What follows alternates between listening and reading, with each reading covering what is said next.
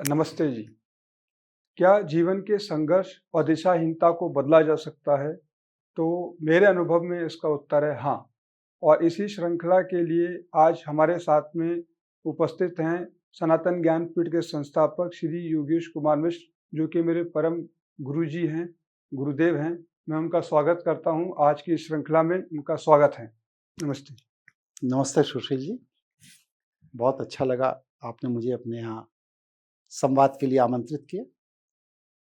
बताइए। गुरुजी, आज संसार की जो हम पूरी देखते हैं चीज़ों में, आदमी पूरा संघर्ष में अपने जीवन को चला रहा है। तो हम सबसे पहले ये जानना चाहेंगे आपसे कि संसार का वास्तविक अर्थ क्या है? ये संसार भगवान शिव का प्रशिक्षण स्थल है। यहाँ पर भगवान शिव व्यक्ति को प्रशिक्षित करते हैं कि आपको अपने अहम को नष्ट करने के लिए किस तरह की साधना, किस तरह की अंतः चेतना का अध्ययन करना चाहिए, जिससे कि आपका उत्तरोत्तर विकास हो, आपका कल्याण हो। और इसी मंशा से इस संसार की निर्माण किया गया है, इस सृष्टि का निर्माण किया गया जी, आज हम देखते हैं कि बहुत सारे मंदिर हैं, मठ हैं, मस्जिद हैं, कई तरह के धार्मिक संस्थान बने हुए हैं। फिर भी मनुष्य को अपने जीवन के जो संघर्ष है, उसको कभी कहीं संतुष्टि या कम करने का कोई प्रारूप नहीं मिलता। इसका मुख्य कारण क्या है? है। देखिए, मठ मंदिरों की जो स्थापना की गई थी, वो समाज को व्यवस्थित तरीके से संचालित करने के लिए की गई थी। लेकिन कालांतर में जब विकृति आई धर्म क्षेत्र में महाभारत युद्ध के बाद, तो इन मठ मंदिरों को चलाने वाले कर्तव्य विहीन हो गए। और जब वो कर्तव्य विहीन हो गए, तो उसका परिणाम ये हुआ कि मठ मंदिर तो बन गए, लेकिन वो धार्मिक समाज को नियंत्रित करने वाले संस्थानों की जगह धार्मिक व्यावसायिक केंद्र हो गए। तो आज जो मठ मंदिर जिन्हें हम लोग देखते हैं, जिनके विषय में भावनात्मक रूप से जुड़ते हैं, वो धार्मिक व्यावसायिक केंद्र हैं। इसका सबसे बड़ा जीता जागता उदाहरण अभी 15 दिन पहले की घटना है। कुंभ मेला में भीड़ की अधिकता के कारण भगदड़ हो गई। जी। शासन प्रशासन ने पूरे प्रयास किए कि चीजें संयमित हों, सुरक्षित हों, जी। लेकिन लोग इतने ज्यादा हो गए कि प्रशासन उन्हें नियंत्रित नहीं कर पाई। जी। लेकिन ताज्जुब की बात यह है कि इतनी बड़ी भगदड़ और परेशानी के बाद प्रयागराज में 1500 मंदिर हैं। जी। बिल्कुल। किसी भी मंदिर ने अपना प्रांगण पीड़ित हिंदुओं के लिए नहीं खोला, ताज्जुब की बात है ये चीज़, जबकि ये मंदिरों का पोषण तो हिंदू ही कर रहा है ना। जी। और किस लिए कर रहा है? हिंदुत्व के पीड़ा के निवारण के लिए। जी। लेकिन जो मंदिरों में बैठे लिए हुए लोग हैं, वो मंदिरों को अपनी निजी संपत्ति समझते हैं। जी। और जब वो मंदिरों को अपनी निजी संपत्ति समझ रहे हैं, तब उस स्थिति में क्या होगा कि अब मंदिर अलग है, हिंदू अलग है। जी। तो ये जो दृष्टि है, ये दृष्टि इस बात की सूचना है जी। कि आज मंदिर को चलाने वाले हिंदुओं के कष्ट से बिल्कुल प्रभावित नहीं है। जी। इसलिए मंदिर धर्म के व्यावसायिक केंद्र हो गए हैं, जी। जिससे हिंदुओं का पतन हो रहा है। जी, अगर एक प्रश्न ये है कि क्या जो हिंदू धर्म का जो विनाश हो रहा है, क्या ये बात जो आपने अभी बताई विस्तार से, ये इसमें कितनी सहयोगी रही है? देखिए, हिंदुओं के पतन की जो प्रक्रिया है, ये हिंदू धर्म के साथ ही शुरू हो गई थी। आज लोग कहते हैं कि हिंदू धर्म का पतन हो रहा है। जी। ये बताइए, बहुत छोटी सी बात पूछ रहा हूं कि भगवान श्री राम वन वन क्यों भटके? असुरों का विनाश करने के लिए। जी, बिल्कुल। जो साधु, संत, मुनि, मनीषी, चिंतक, ऋषि, महर्षि तप करते थे जंगलों जी। में और अपनी साधना करते थे, जी। जी। उनके कष्ट के निवारण को करने के लिए राम जंगल में गए। क्योंकि ऐसा आरोप है कि राक्षस उनके यज्ञ को हड्डी मांस आदि फेंक कर नष्ट कर देते थे जी और उनके जो रहने के प्रवास स्थल थे उनको वो उपद्रव करके जला देते थे, तोड़ देते थे। जी अब प्रश्न ये है कि राम ने तो अपने ईमानदारी से 13 साल इन साधु संतों की रक्षा में लगा दिए, जी जी लेकिन जब राम पर विपत्ति आई, सीता का हरण हुआ, जी तो राम की सेना में कितने साधु संत राम के साथ रावण से लड़ने गए? अभी तक तो इतिहास में कोई जानकारी इसकी है नहीं एक और भी शायद नहीं एक भी भी है। नहीं। जी तो इसका मतलब ये है ना कि ये मक्कार थे। बिल्कुल हो सकते हैं। इसका जो- मतलब है कि ये मक्कार थे जी कि जिस राम ने अपनी संपूर्ण जवानी साधु संतों की, मुनियों की, विचारकों की रक्षा में लगा दिया और जब राम पर विपत्ति आई तो कोई उनके साथ नहीं खड़ा हुआ। जी फिर उन्हें आदिवासी और वनवासियों से मदद मांगनी पड़ी, उनकी मदद से सेना का निर्माण करना पड़ा और इसके बाद उन्होंने युद्ध में विजय हासिल की, वो एक अलग विषय है। जी जी लेकिन ये जो व्यवस्था है, साधु संत जो कहते हैं कि मैं समाज का उद्धार कर रहा हूं, ये हमेशा से जिस समाज से पोषित होते हैं उस समाज के प्रति कभी वफादार नहीं रहे। तो इसमें मेरा एक प्रश्न ये है कि हमने एक शब्द सुना है राक्षस, तो आप उसकी व्याख्या हमें बताएं। और जो आप कह रहे हैं कि ये ईमानदार नहीं रहे, जो भी ऋषि मुनि महर्षि जो धन लेकर अपने निर्वाह के लिए जो भी करते थे, समाज का कल्याण करेंगे, इनके पीछे की मंशा क्या थी और ये कैसे विफल हुए, इस पर थोड़ा प्रकाश डालिए। देखिए, राक्षस शब्द जो है वो रक्ष और संस्कृति का संयुक्त है। रक्ष और संस्कृति का सा ले लिया राक्षस। और रक्ष संस्कृति की शुरुआत जो है, इसके जनक जो हैं जी वो रावण जी हैं। जब वैष्णव लोगों में आज भी ये परंपरा प्रचलित है कि जब कोई वैष्णव धर्माचार्यों के नीतियों के विपरीत कोई कार्य करता है, जी जिसे हम कहते हैं धर्म दंड के विपरीत जाता है जी या धर्म के विपरीत जाता है, तो उसमें एक व्यवस्था यह भी है कि बार बार अगर उसको समझाने पर नहीं मानता है तो उसका बहिष्कार कर दिया जाता है, उसको धर्म से पदच्युत कर दिया जाता, बाहर निकाल दिया जाता। जी तो भगवान राम के समय में,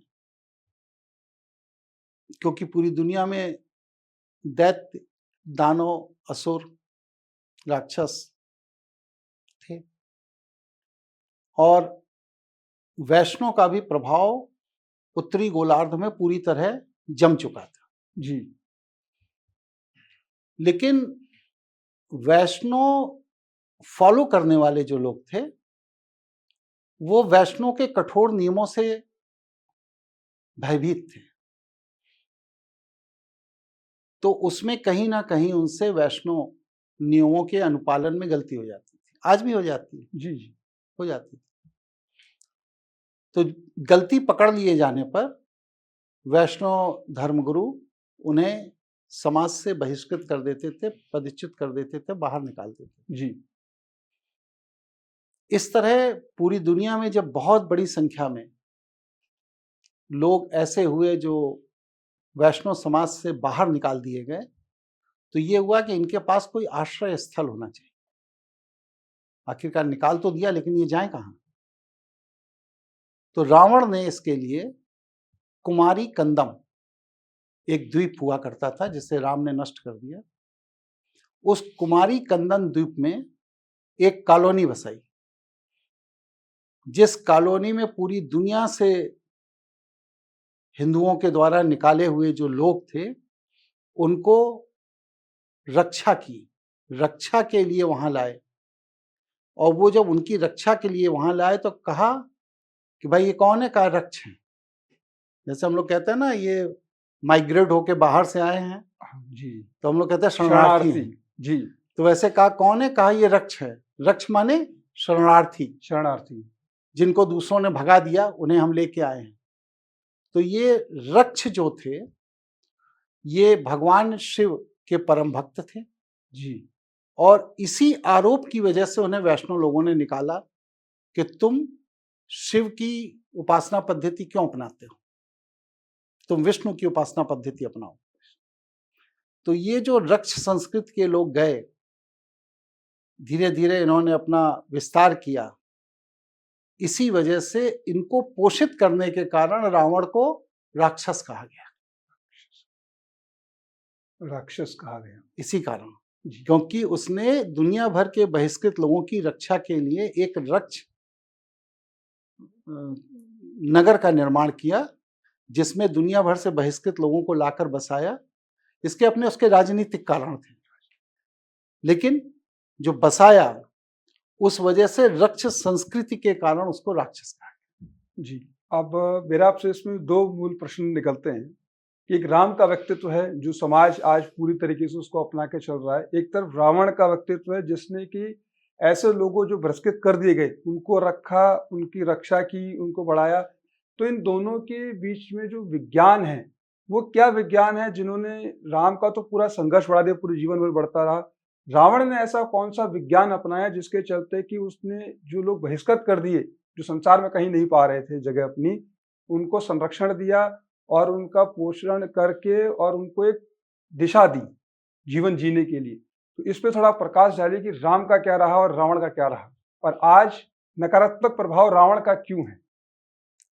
देखिए, रावण के नकारात्मक प्रभाव का मूल कारण है भक्ति काल, जो जी अभी 1000 साल पहले शुरू हुआ, रामानुजाचार्य के समय से।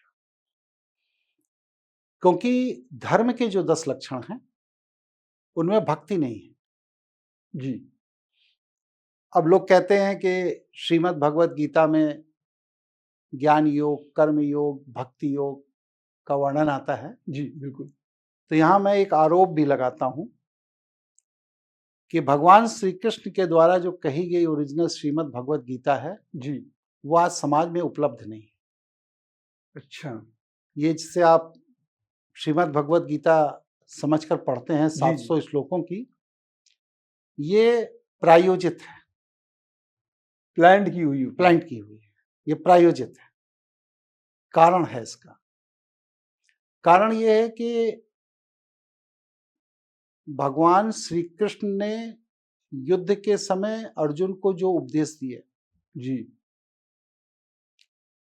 अब आप सोचिए कि चिंतन का विषय है कि जैसे हम विवाह के वातावरण में किसी घर में हैं, जी तो हम विवाह से संबंधित चर्चा करेंगे। बिल्कुल।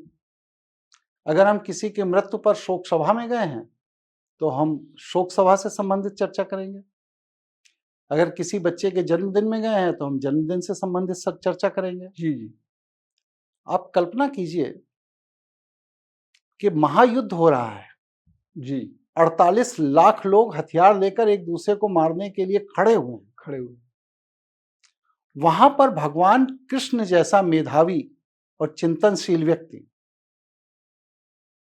बैठ करके क्या योग और प्राणायाम का प्रवचन देगा? बिल्कुल नहीं। जिस कार्य क्षेत्र में है आप उसी भाई, आप युद्ध क्षेत्र में हो ना, जी तो युद्ध नीति की वर्णना करोगे। बिल्कुल सहमत। तो भगवान श्री कृष्ण ने उस श्रीमद् भगवत गीता में अर्जुन को जो युद्ध नीति बतलाई है जी वो अतुलनीय है, उसका कोई जवाब नहीं। और हमारे यहाँ 1857 की जो क्रांति हुई थी जी वो उसी भगवान श्री कृष्ण की बताई हुई युद्ध नीति के आधार पर पूरे देश में एक साथ हुई थी, और उसी का परिणाम है कि अंग्रेजों के बुरिया बिस्तर बांध दिए गए थे। अब कुछ गद्दार राजाओं के कारण वो अभी टिक गए, लेकिन 1857 में उनके बुरिया बिस्तर बांध दिए गए। तो अंग्रेजों ने यह विचार किया कि अगर इनके पास एक इतना बड़ा युद्ध नीति कारक ग्रंथ है और इस ग्रंथ का प्रभाव दोबारा अगर समाज में आ गया तो हम नष्ट हो जाएंगे। बिल्कुल सहमत हैं। लेकिन तो इसलिए उन्होंने 745 श्लोक की उस गीता को समाज से बाहर कर दिया, क्योंकि हम लोगों के पहले प्रिंटिंग प्रेस होती नहीं थी, पांडुलिपियों पे काम होता था। जी तो वो सारी पांडुलिपि ढूंढ ढूंढ के उठा ले गए, क्योंकि ऐसे कोई कृष्ण के बड़े इंस्टीट्यूशंस भी नहीं थे जो प्रिजर्व करते चीजों को। अब उसे वो उठा ले गए। अब ये हुआ कि जो उठा तो ले गए, लेकिन इसकी जगह रिप्लेस करके कुछ और देना पड़ेगा ना। तो एक कलकत्ता में ईसाई विद्वान थे, उनसे ये कृत्रिम श्रीमद् भगवद गीता लिखवाई गई। फिर बाद में संस्कृत के विद्वानों से उस श्रीमद् भगवद गीता को इंग्लिश से संस्कृत में ट्रांसलेट कराया गया जी। और ट्रांसलेट कराने के बाद धर्म ग्रंथ छापने वाली गीता प्रेस ने इसको प्रिंट किया और समाज के घर घर तक पहुंचाया। और लोगों ने विकल्प क्योंकि मिल गया था, इसलिए मूल की खोज बंद कर दी। जैसे डालडा मिल गया तो देसी घी की खोज बंद होगी। सहमत। ऑप्शन में जब आप हैं तो फिर नहीं जाते हैं। तो हो गया। इस तरह से हमारे यहाँ जो ओरिजिनल श्रीमद् भगवद गीता है वो आज समाज से बाहर हो गई और आर्टिफिशियल श्रीमद् भगवद गीता समाज में इंट्रोड्यूस। जी, बहुत सुंदर आपने व्याख्या की है। अब क्या ऐसे कुछ लोग मौजूद हैं इस समाज में जो कि उस नीति को जानते हो? बिल्कुल हैं, बिल्कुल हैं। हमारी सरकार, हमारी शासन व्यवस्था या हमारे विभिन्न विभाग जो देश की रक्षा में लगे हैं जी, उसमें वो जो वरिष्ठ लोग हैं, जैसे आप सम्मान के तौर पे अजीत डोरवाल साहब का भी नाम ले सकते हैं। जी, जी। तो ये लोग टी.एन. शेषन साहब थे। टी.एन. शेषन, जी। हाँ, ये लोग ऐसे लोग हैं कि इन लोगों को उस स्तर की युद्ध नीति का ज्ञान है, तभी आज भारत का अस्तित्व बचा हुआ है। जी, जी। वरना तो विश्व के 17-18 देश जो आज महाशक्ति अपने आप को कहते हैं, जी, वो तो भारत को निगल जाना चाहते हैं। लेकिन भारत जो बचा हुआ है वो इसी वजह से बचा हुआ है। जी। तो गुरुजी, मेन एक सवाल ये था कि हमारे इसमें कि जैसे रावण और राम का क्या था कि राम को पूरा संघर्ष करना पड़ा और रावण को संघर्ष नहीं करना पड़ा? क्योंकि उसका नाम, जैसे उन्होंने लंका बनाई, सोने की लंका बताते हैं, ये सारी चीज़ है, लेकिन इसके विपरीत राम के पास कोई ऐसी उपलब्धि समझने या देखने को हमें नहीं मिलती। तो आप इस पे प्रकाश डालिए कि राम के पास क्या मिस आउट था जो रावण के पास था, जो उसने संसार में इतने लोगों को संरक्षण दिया, उनका पूरा जीवन यापन चलाया, एक दिशा दी। तो इस पे थोड़ा प्रकाश डालिए। देखिए, राम के पास विजन की कमी थी, जी, दृष्टि नहीं थी।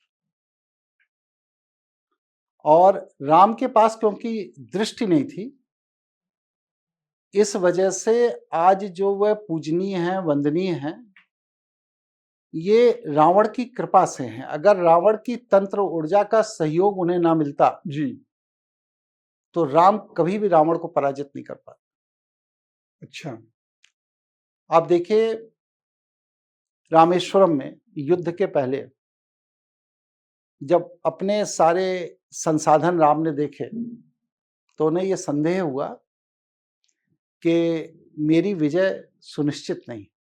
ये भाव उनके अंदर प्रकट हुआ कि मेरी विजय सुनिश्चित नहीं। का फिर क्या किया जाए? तो उनको उनके आचार्यों ने परामर्श दिया कि आप युद्ध के पूर्व एक त्रिलोक विजय अनुष्ठान करा लीजिए। जी। अब प्रश्न ये है कि भाई उनके बाद वशिष्ठ जैसे आचार्य थे, विश्वामित्र जैसे तपस्वी थे, अगस्त मुनि जैसे लोग थे, लेकिन इनमें से किसी में भी यह सामर्थ्य नहीं था कि वह भगवान श्री राम का त्रिलोक विजय अनुष्ठान करवा सके, क्योंकि अनुष्ठान की एक शर्त होती है। अच्छा, वो शर्त यह है कि जो आचार्य जिस सुख को नहीं भोग रहा है वह उसका अनुष्ठान नहीं कर सकता। ये मर्यादा है, मर्यादा है अनुष्ठान की, नहीं कर सकता।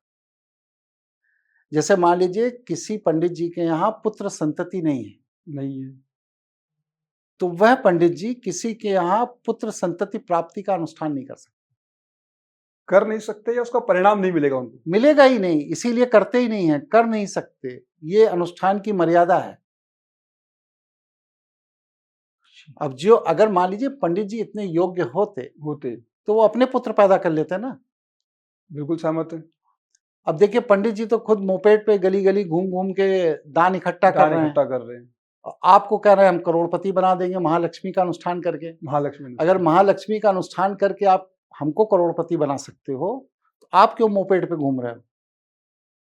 आप ऑडी लेकर के दान इकट्ठी करो ना। बिल्कुल। तो इसका मतलब ये है कि जो व्यक्ति अनुष्ठान करा रहा है, कर रहा है, उस व्यक्ति के पास यह सामर्थ्य होना चाहिए कि वह अनुष्ठान फलित कर देगा। कर देगा। और ये सामर्थ्य कैसे पता चलेगा? जब उसने स्वयं अपने जीवन में उस अनुष्ठान को करके फलित किया हो।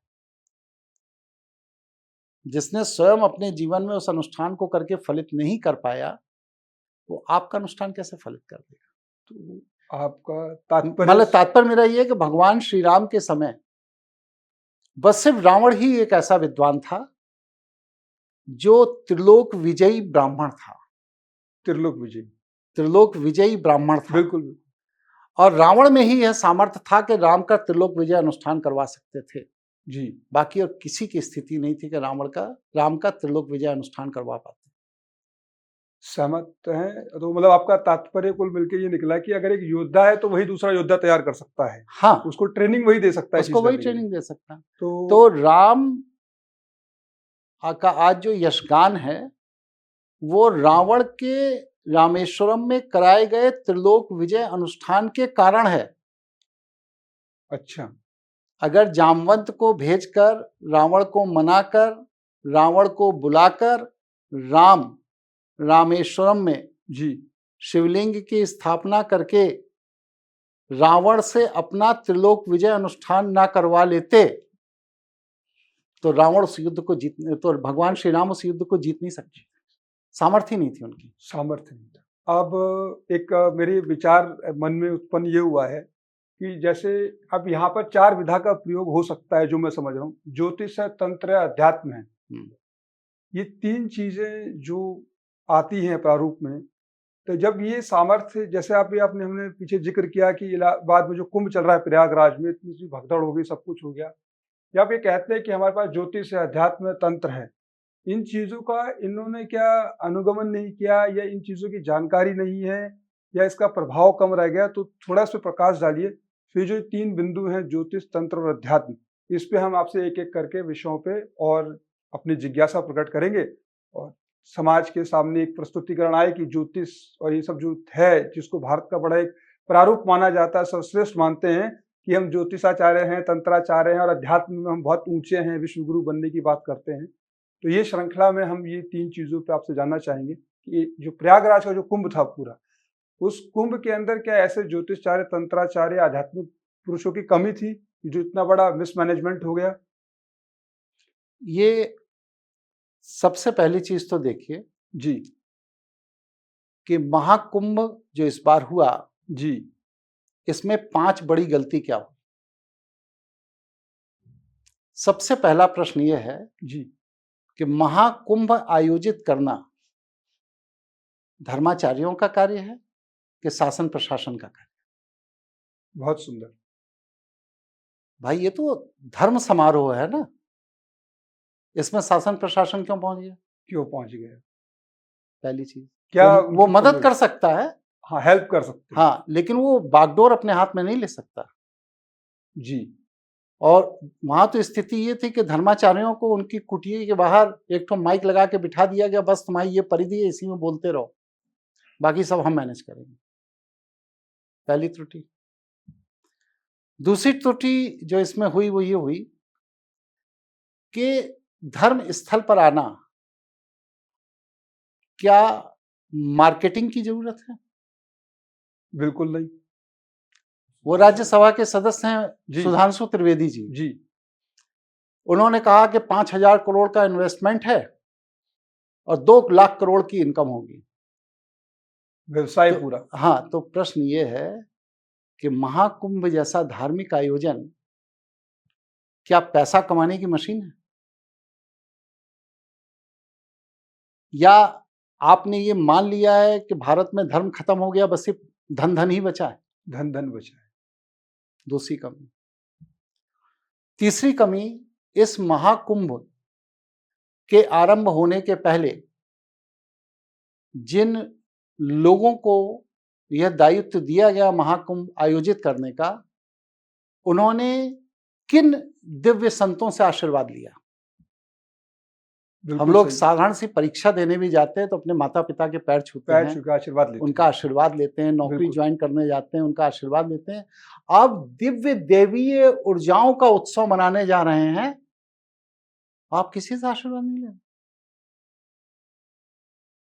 मतलब एक क्योंकि पाखंड आपको अपने अपने प्रशासन के ऊपर अहम है, अहम तो आपका अहम टूट गया, इसमें अफसोस किस बात का? अफ़सोस की बात। लेकिन इसमें लेकिन जो अब इसमें अभी 2 पॉइंट और है, जी, ये मैंने 3 ही बताए। बिल्कुल, बिल्कुल। चौथा बिंदु जो इसमें चिंतन का है, वो ये है कि इस पूरे के पूरे महाकुंभ को आयोजित करने का जो धार्मिक प्रयोजन है, वो आज महाकुंभ समाप्त हो रहा है, शिवरात्रि है। जी, इस 1.5 महीने के महाकुंभ में हिंदुत्व के लिए क्या निकल के आया? आउटकम क्या है इसमें? आउटकम क्या है? 20 लाख नागा साखू, विद्वान, जी, भगवाधारी, जी। शंकराचार्य सब वहां उपलब्ध हैं। हिंदुत्व के लिए क्या रूपरेखा निकल के आई? और फिर अंतिम बात कि क्या हिंदू का जो स्तंभ है 5 ग 5 घर। गाय, क्या कत्ल खाने में नहीं जा रही है? क्या गंगा प्रदूषित नहीं है? क्या गीता ओरिजिनल आ गई इंग्लैंड से? क्या गुरु शिष्य परंपरा फिर से स्थापित हो गई? क्या माता गायत्री की ऊर्जा का सम्मान हो रहा है? और जब ये 5 ग की ऊर्जा ही नहीं है उस महाकुंभ में, तो वहां तो ये सब घटनाएं होनी स्वाभाविक है। जैसा कि अभी हम चर्चा कर चुके हैं कि 3 पहलू जिस पे आज भारत अपना बड़ा परचम लहराने की बात करता है, ज्योतिष, अध्यात्म और तंत्र। तो मेरा पहला मूल प्रश्न ये है कि ज्योतिष मतलब क्या?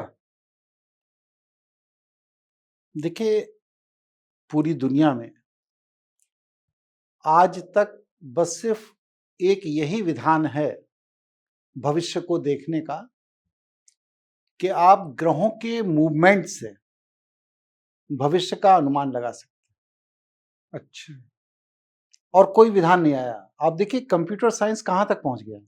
बिल्कुल। आप क्वांटम कंप्यूटर पे आ गए हैं, जी, लेकिन क्वांटम कंप्यूटर में भी कोई ऐसा सॉफ्टवेयर आज तक नहीं बना पाए कि हम परसों क्या करेंगे ये आज पता चल जाए। अच्छा। इसका मतलब यह है ना कि ज्योतिष गणना का विषय नहीं गणना का विषय है ही नहीं। है ना। अगर वह गणना का विषय होता तो क्वांटम कंप्यूटर जैसी जब सुविधा है हमारे पास, जी, तो हम गणना के द्वारा कुछ भी गणना करके कैलकुलेट करके निकाल लेते हैं, लेकिन हम नहीं निकाल पा रहे हैं। जी, गणना हमारे सहायक है ज्योतिष में। सहायक है। हाँ, तो पहली चीज तो ये है कि ज्योतिष को जो लोग गणना मानते हैं वो गलत मानते हैं। गणना ज्योतिष में सहायक है। ज्योतिष आध्यात्मिक ऊर्जा का विषय है। अगर आपने प्रकृति के साथ संवाद करने की कला को अपने अंदर विकसित नहीं किया है, जी, तो कभी भी ग्रह नक्षत्रों के मूवमेंट के परिणाम को नहीं निकाल सकते। ग्रह नक्षत्रों के मूवमेंट की गणना तो कर सकते हैं, लेकिन ग्रह नक्षत्रों के उस मूवमेंट का जो फलित है वो आप नहीं निकाल सकते जब तक कि आपका प्रकृति के साथ संवाद नहीं है। जी। तो जो आज जो प्रेडिक्शंस की जाती हैं पंडितों के द्वारा, जो जन्म पत्रिका एक निकालते हैं, इसमें लग्न बोलते हैं, नवांश बोलते हैं और ग्रहों के कैलकुलेशंस करते हैं। वो सब कुछ करते हैं बैठ के, उनका पूरा लखा एक उम्र का तजुर्बा भी है। उसके बाद उनकी जो प्रेडिक्शंस हैं, वो मिसमैच हो जाती हैं या वो आगे पीछे होती हैं या वो होती ही नहीं है। तो ऐसा क्यों है? इसके 3 मूल कारण हैं। पहली चीज तो ये है कि वराह मिहिर साहब के बाद, जिन्होंने कुतुब मीनार बनाई थी, अच्छा, वराह मिहिर साहब के बाद कोई भी ज्योतिष पर प्रयोगात्मक शोध कार्य नहीं हुआ। प्रयोगात्मक का थोड़ा प्रयोगात्मक मतलब जो वास्तविक रूप से देखा समझा गया हो, जैसे उन्होंने कुतुब मीनार पर चढ़ करके ग्रहों को देखा, नक्षत्रों को देखा, उस पर वास्तविक रूप से जो उन्होंने भौतिक रिसर्च की जी, एस्ट्रोनॉमी पर, वो रिसर्च का कार्य भारत में बंद हो गया। अच्छा, अब क्या हुआ कि जो शास्त्रों में एस्ट्रोनॉमी से बेस एस्ट्रोलॉजी के सूत्र दिए गए, जी, उनको लोगों ने आधार मान करके प्रेडिक्शन करने शुरू कर दिए। जी। अब जब उनको आधार मान के प्रेडिक्शन करने शुरू कर दिए तो सृष्टि तो अतरंगी है ना। अतरंगी है। यहाँ पर कोई भी चीज स्थिर नहीं है। नहीं है।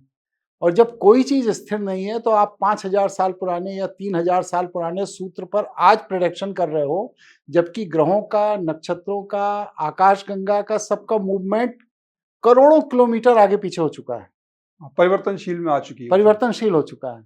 तो जब सब कुछ परिवर्तनशील है और नए आपने कोई भी प्रयोगात्मक परीक्षण नहीं किए जी। तो आपके ज्योतिष के प्रेडिक्शन तो गलत होंगे।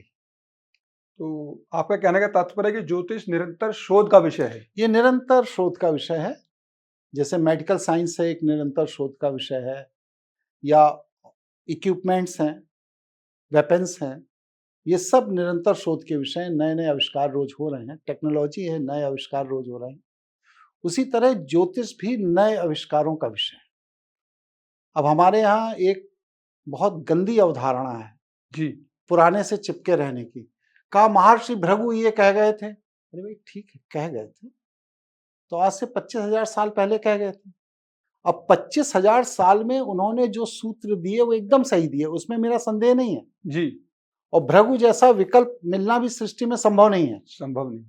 लेकिन वो जो 25,000 साल पहले कह गए थे और आज 2025 में क्या परिवर्तन हो गया है इस सृष्टि ज्योतिष के क्षेत्रों केंद्रों में, उसका अनुमान लगाकर वो तो शोधन आपको करना पड़ेगा ना।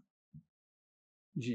तो प्रायिक चीज देखी जाती है कि लोग पंडितों के पास चले जाते हैं अपनी समस्या लेकर, तो जो पाया गया है कि कुछ लोगों को समाधान मिल जाता है और बाकी समाज के लोग इसे नकार देते हैं। तो नकारने की प्रस्तुति कैसे इसमें चीज है? देखिए, ज्योतिष से सब कभी समाधान नहीं मिलता, ये एक भ्रांति। अच्छा, ज्योतिष में समाधान नहीं है? नहीं। तो ज्योतिष जो है वो डिटेक्ट करती है प्रॉब्लम डिटेक्ट करती है। जैसे आप हॉस्पिटल में एडमिट होते हैं तो लैब में जब आपका चेकअप होता है जी जी, तो प्रॉब्लम डिटेक्ट होती है कि आपकी किडनी में प्रॉब्लम है, कि आपके इंटेस्टाइन में प्रॉब्लम है, कि लीवर में है, कि पैंक्रियाज में है, कि हार्ट में है, कि ब्रेन में है, प्रॉब्लम है कहाँ। अच्छा, ये कुंडली से पता लगता ये है। डिटेक्ट होती है। लेकिन सोल्यूशन कैसे होता है? मेडिसिन। जब तक आप मेडिकल साइंस की जानकारी नहीं रखते, मेडिसिन की जानकारी नहीं रखते, तब तक आपने डिटेक्ट कर भी लिया तो आप उसे ठीक नहीं कर पाओगे। ठीक नहीं कर पाओगे। इसी तरह ज्योतिष से हम लोग अपने प्रारब्ध के दोषों को डिटेक्ट कर लेते हैं कि ये मेरे पूर्व जन्म के कर्म हैं जिसका ये परिणाम है। लेकिन अगर उसमें सुधार की बात आएगी तो कोई ज्योतिषी किसी का भाग्य नहीं बदल सकता। कोई ज्योतिषी किसी का भाग्य नहीं बदल सकता। भाग्य बदलने का काम अगर कोई भी कर सकता है तो तांत्रिक कर सकता है। तांत्रिक कर सकता है, क्योंकि प्रारब्धीय ऊर्जा या ईश्वरीय ऊर्जा या ब्रह्मांडीय ऊर्जा या तंत्रोक्त ऊर्जा या तंत्रिका तंत्र की ऊर्जा, जिसे इसकी समझ नहीं है वो कभी ट्रीटमेंट नहीं कर सकता। इसलिए ज्योतिषी के पास अगर आप समाधान के लिए जा रहे हैं ये आपका भ्रम।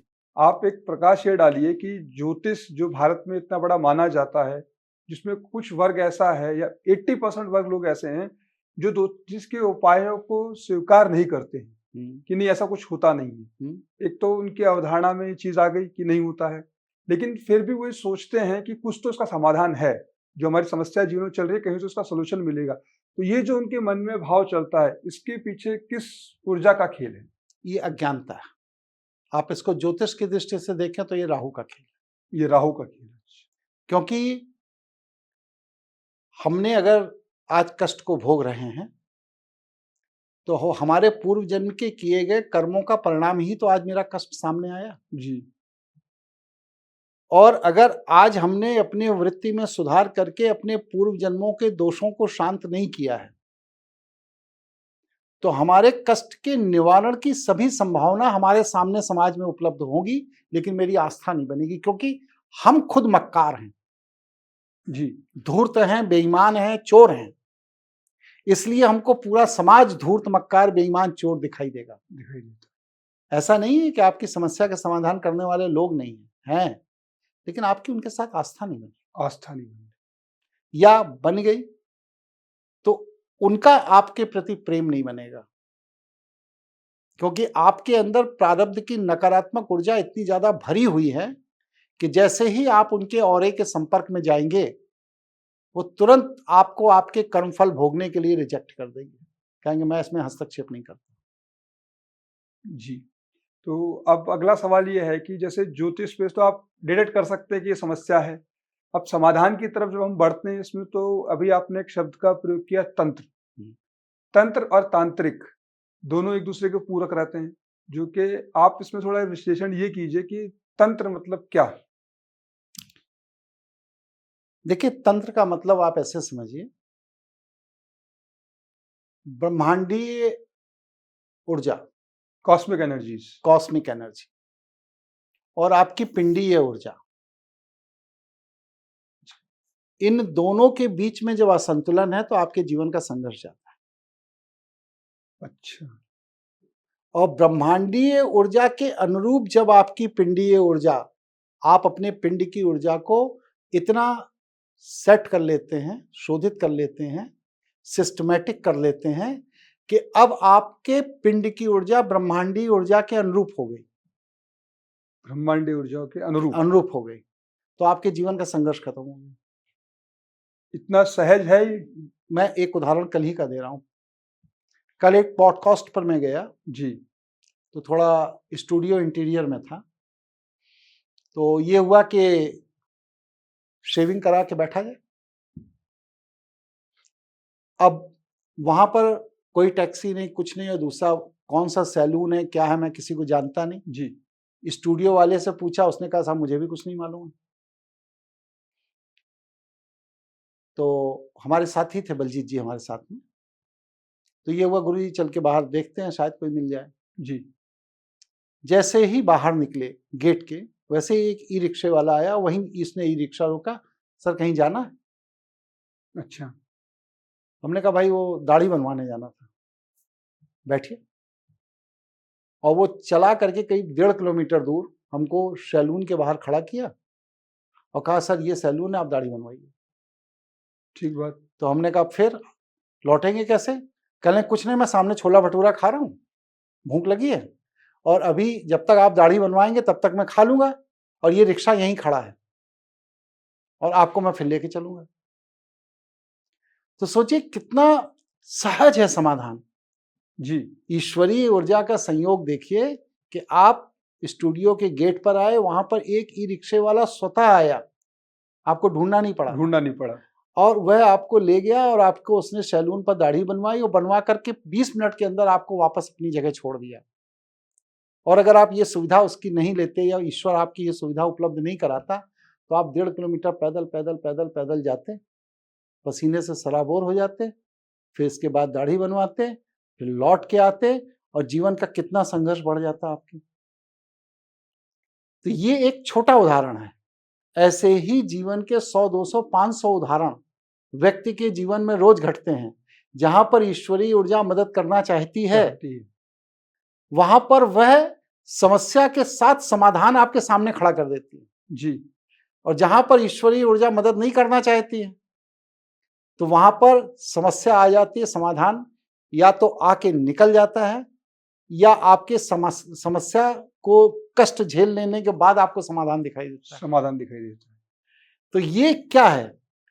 ये इस बात की सूचना है कि आपके पिंडीय ऊर्जा और इस ब्रह्मांडीय ऊर्जा में तालमेल नहीं है। और अगर आपके पिंडीय ऊर्जा और इस ब्रह्मांडीय ऊर्जा में तालमेल है, तो आपके प्रारब्ध दोषों की समस्याएं आपके सामने आएंगी, लेकिन ब्रह्मांडीय ऊर्जा उसका समाधान तुरंत भेज देगी। तुरंत भी।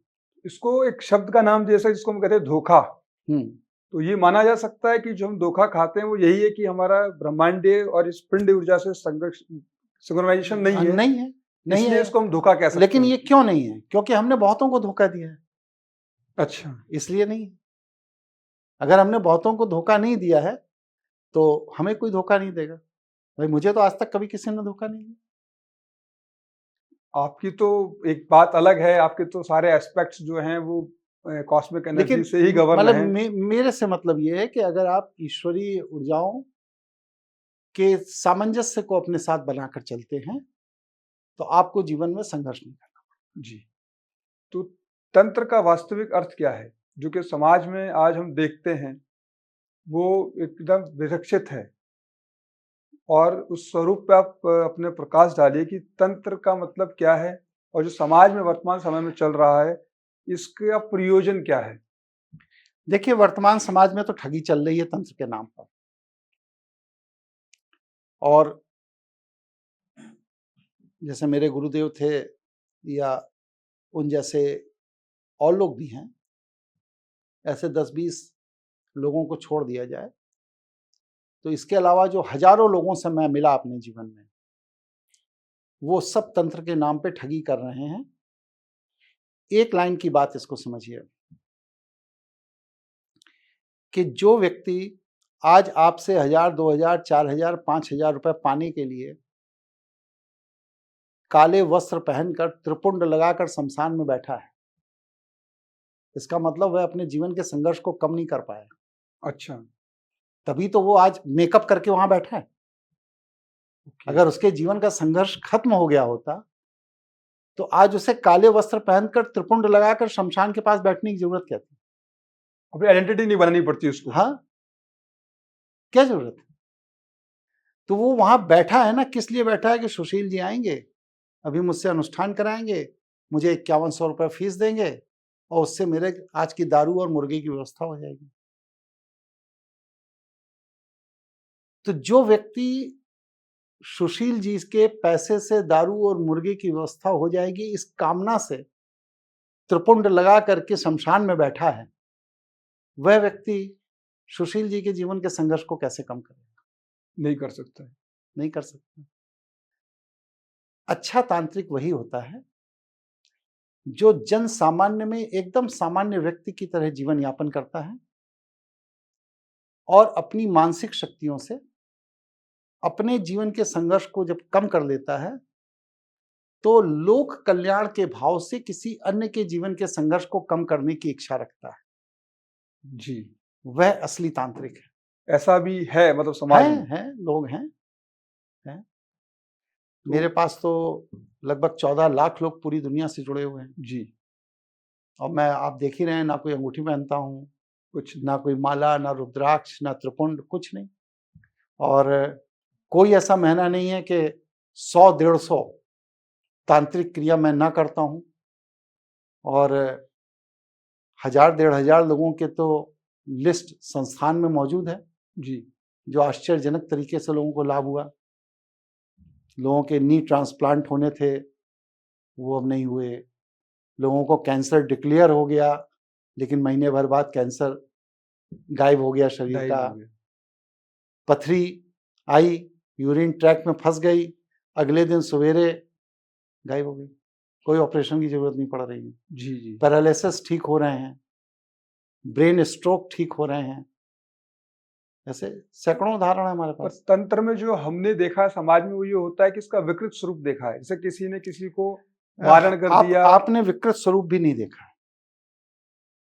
अच्छा। हाँ, आपने या तो टीवी सीरियल देखा है जी। और या फिर किसी छुटभैया तांत्रिक को देखा है। हाँ, छुटभैया तांत्रिक आप कह लीजिए, जो लोगों के लिए कर देते हैं हाँ। कि भाई आप खिलाइए अब पिलाइए तंत्र जो का भी करिए। विकृत स्वरूप मैं आपको बता रहा हूं। एक न्यूज थी मध्य प्रदेश की, संभवतः विदिशा की थी, विदिशा। कि एक गुरु गए, शिष्य उनके साथ जंगल में गया, 7 दिन की तांत्रिक क्रिया की और इसके बाद गुरुदेव ने कहा कि नर बलि चाहिए। शिष्य ने बहुत चिंतन किया, कहा गुरुदेव और सब हो गया, कल बस नर बलि चाहिए और उसके खून से ये जो सामने कपड़ा पड़ा है इस पे छींटे मारना है, बाकी अनुष्ठान पूरा। उसने तुरंत गुरुदेव की गर्दन काटी और गुरुदेव के खून से छींटे मार दिए। जी। का अनुष्ठान पूरा हो गया। अच्छा, तो मतलब तो इस हद जिस तक गुरु के संरक्षण में पिछले 25-30 साल से वो था, अवसर मिलने पर उसने उसी गुरु की गर्दन काट दी अपने अनुष्ठान को पूरा करने के लिए। जी, ये है विकृत विकृत स्वरूप। बच्चियों के साथ बलात्कार हो रहे हैं जी। तांत्रिकों के द्वारा, अच्छा। विवाहिता बहु बेटियों को ब्लैकमेल किया जा रहा है, उनका शोषण किया जा रहा है तांत्रिकों के द्वारा। ये है विकृत स्वरूप। विकृत। किसी ने आपकी जेब से 2-4 हजार, 5 हजार, 10 हजार ठग लिए, ये ठगी है, ये तंत्र का विकृत स्वरूप नहीं है। नहीं है। लेकिन हमारी निगाह से जब इस तरह की सूचनाएं गुजरती हैं जी।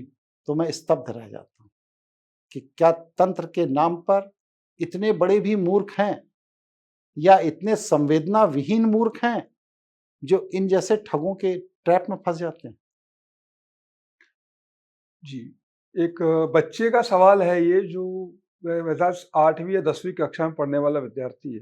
उसका सवाल ये था कि तंत्र क्या है, वो तो समझ के स्पष्ट है, लेकिन हम पे किसी ने तंत्र कर दिया, ये हमें कैसे पता लग सकता है, जबकि हम उस एनर्जी या उस लेवल पे नहीं है, और हमें पता लग जाए तो हम इनिशियल स्टेज पे क्या कर सकते हैं? देखिए, तंत्र के पकड़ने की 3 स्थिति है। जी। जो एकदम आरंभिक स्थिति, जब भी आपके ऊपर तंत्र का प्रयोग किया जाएगा तो सबसे पहले ये जो आपके आंख की बरौनी है, वो है। पलक के ये बाल, अच्छा अच्छा अच्छा। बरौनी जिसे कहते हैं, पलक के बाल, ये एकदम स्ट्रेट हो जाएंगे, स्ट्रेट हो जाएंगे, वरना ये हल्के कर्व रहते हैं। तो जब भी आपको अनइजीनेस लगे तो आप शीशे में देखिए कि मेरी बरौनी स्ट्रेट तो नहीं हो गई। स्ट्रेट तो ठीक है, अगर वो स्ट्रेट हो गई तो इसका मतलब तंत्र का कोई प्रकोप या कोई आ गया प्रभाव है। आपके ऊपर आ गया। दूसरी चीज, जब भी तंत्र का प्रयोग होगा तो आपके सूर्य नाड़ी और चंद्र नाड़ी का क्रम बदल जाएगा। अच्छा। ये अतरंगी क्रम में आ जाएगा। कभी एकदम तेजी तेजी सूर्य नाड़ी चले, क्योंकि एक बाहरी ऊर्जा आपको कंट्रोल कर रही है ना जी। और आपका बॉडी उसके हिसाब से एडजस्ट कर रही है। तो बॉडी कैसे एडजस्ट करेगी? नाक के स्वर को बदल बदल कर। अगर 5 मिनट ऐसे रखने पर नाक के स्वर बराबर बराबर फटाफट बदल रहे हैं तो इसका मतलब ये है कि आपके अंदर तंत्र का प्रयोग कर दिया गया। ठीक है। और तीसरा ये है कि जब भी तंत्र का प्रयोग होगा तो आप चाहे जितना पानी पी लीजिए। अच्छा, प्यास बनी रही, पेशाब पीली ही होगी, पेशाब पीला जाएगा, पीला ही जाएगा। क्यों? क्योंकि जैसे हमारी बॉडी में एक वात, पित्त और कफ है। तो पित्त ऊर्जा से संचालित है। अब जब तंत्र का प्रयोग होता है तो तंत्र 90% पित्र को तीव्र करता है। पित्र को तीव्र करेगा, 90%। और जो घुटे हुए तांत्रिक वो कफ भी तीव्र कर देते हैं, लोग ब्रोंकाइटिस में मर जाते हैं। तो वो पित्त को तीव्र करेगा, और जब भी वो पित्त को तीव्र करेगा तब वो आपको पेशाब पीली करा के किडनी फेल करा देगा। किडनी फेल, मतलब मेन ऑर्गन जो फंक्शन किडनी का तो है। अगर आपके ऊपर कभी भी तंत्र का प्रयोग हो रहा है तो इन 3 चीजों को अगर आप सुपरवाइज करते रहेंगे तो तंत्र प्रयोग तत्काल पकड़ सकते हैं। बाकी तो और एडवांस स्टेज की चीजें, एडवांस वो तो काफी लंबा विषय है। तंत्र का क्षेत्र इतना सीमित नहीं, क्योंकि पूरी ब्रह्मांड तंत्र से संचालित है अगर ये देखा जाए तो। अभी तक आपसे तंत्र का एक स्वरूप हमने समझा। तंत्र, नृत्य और संगीत, इन तीनों का क्या सहयोग है? क्या किसी चीज का निवारण है या सिर्फ एक मनोरंजन का साधक है?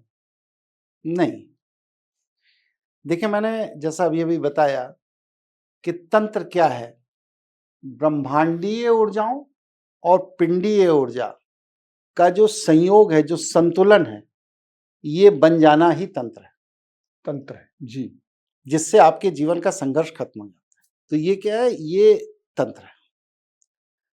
अब हमारे पिंड के अंदर हमारे आहार विहार, विचार, संस्कार, दैनिक दिनचर्या, परिवेश के कारण पिंडीय ऊर्जा प्रायः असंतुलित रहती है। प्रायः असंतुलित रहती, सबकी ही रहती है। ये माया क्षेत्र का दोष है।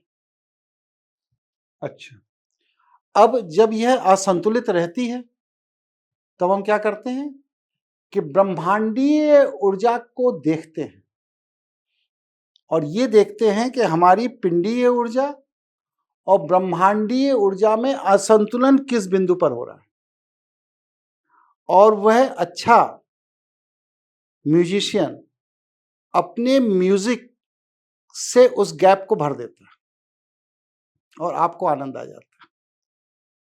तो कहने का तात्पर्य है जैसे कि तानसेन जी थे, जी, जी। अकबर इसलिए उन्हें इतना पसंद करते थे क्योंकि अकबर की पिंडीय ऊर्जा और ब्रह्मांडीय ऊर्जा में जो गैप होता था, उसे वो अपने तानपुरे से, तानपुरे, अपने वीणा वादन। हाँ, वीणा वादन से वो म्यूजिक पैदा करके वो उस गैप को भर देते थे, तो अकबर को आनंद ही आनंद आ जाता था। ये अच्छे म्यूजिशियन का लक्षण। तो मतलब एक अच्छा संगीतकार वो है जो तंत्र की जानकारी रखता है। बिना तंत्र की जानकारी रखे हुए एक अच्छा म्यूजिशियन कभी भी म्यूजिक को चिकित्सा नहीं बना सकता।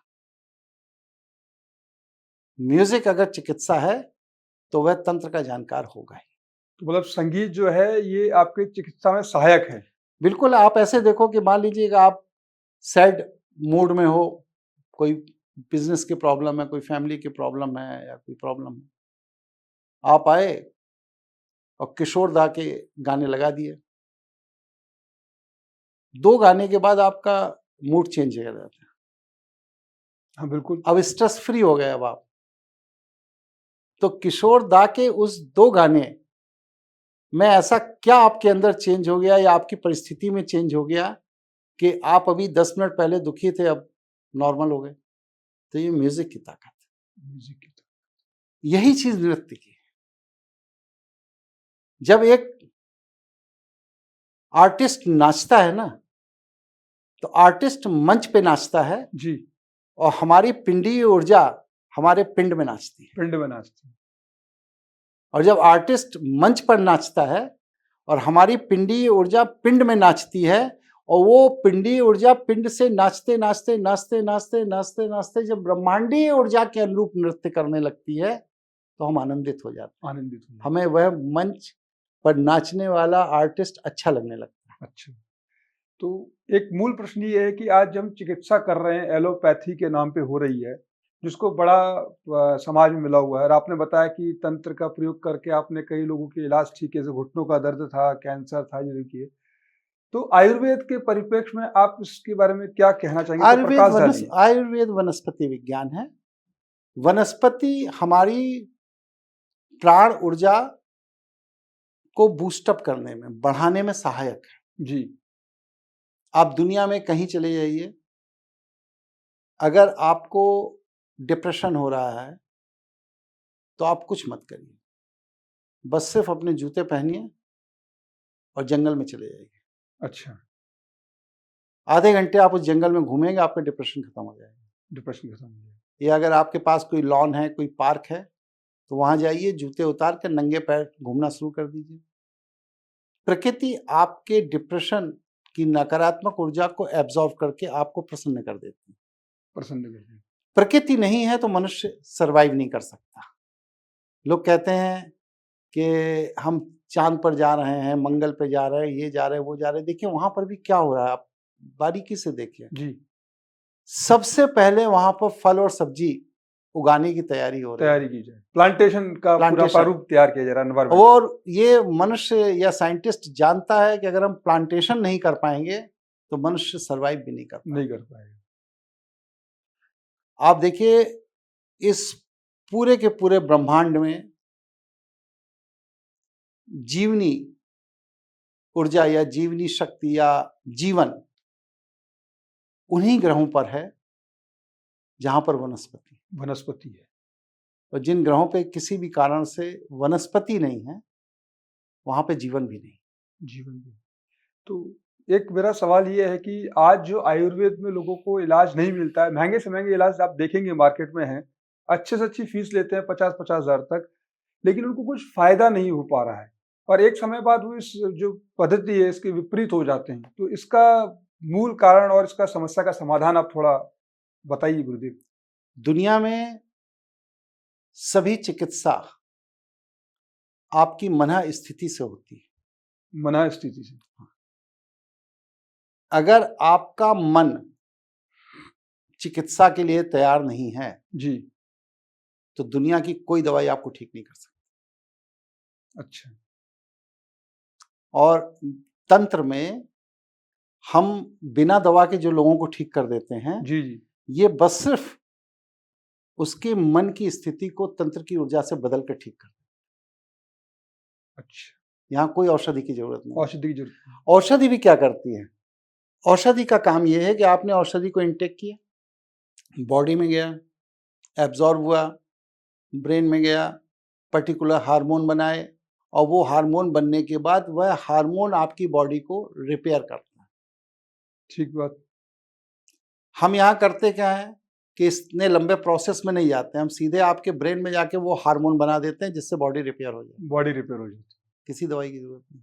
तो ये संभव है कि एक व्यक्ति कहीं भी संसार के किसी भी कोने में पीड़ित है, तो आप यहाँ से बैठे हुए उसका जो हाँ, इलाज है 5-5 हजार किलोमीटर दूर लोग तंजानिया में बैठे हैं, कनाडा में बैठे हैं, जर्मन में बैठे हैं, ऑस्ट्रेलिया में बैठे हैं, और अगर वो मुझसे जुड़े हैं, मेरे परिवार के सदस्य हैं, और अगर किसी पीड़ा में हैं, तो सैकड़ों उदाहरण हैं मेरे पास, जो उन्होंने यहाँ पर फोटो भेजी, अपनी समस्या बताई, और 3 घंटे बाद कहते हैं मैं पूरी तरह स्वस्थ हूँ।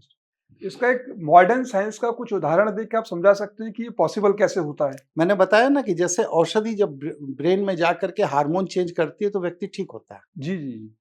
तो मैं बिना औषधि को शरीर में डाले उसके ब्रेन के हार्मोन को चेंज कर देता हूँ, और वो स्वस्थ हो जाता है, क्योंकि अल्टीमेट ब्रेन का हार्मोन जब तक चेंज नहीं होगा तब तक वो स्वस्थ नहीं होगा। तो जो ब्रेन में आप हार्मोन चेंज करते हैं वो तंत्र का विषय है पूरा, वो या मानसिक मानसिक मानसिक ऊर्जा। मानसिक ऊर्जा। तो यहाँ पर एक मूल प्रश्न मेरा ये है कि आपका मैंने एक पॉडकास्ट सुना था, उसमें आपने एक शब्द का प्रयोग किया था कि मानसिक ऊर्जाओं से आप किसी भी चीज को बदल सकते हैं। हम्म, उसमें आपने कुछ नियम बताए थे हम्म, कि मानसिक ऊर्जा वाला व्यक्ति नकारात्मक कभी हो नहीं सकता, कर नहीं सकता।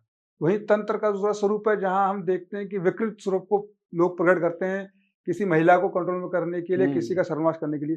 इनमें मूल अंतर क्या हो जाता है कि तंत्र प्राथमिक है या मानसिक ऊर्जाएं विकसित होने में तंत्र नग्न हो जाता है या निम्न रह जाता है? देखिए, मैंने अभी बताया, कई बार बताया, फिर बताता हूँ। तंत्र का तात्पर्य यह है कि आपके पिंड की ऊर्जा का ब्रह्मांडीय ऊर्जा से संयोग बना देना, बना है। ये तंत्र।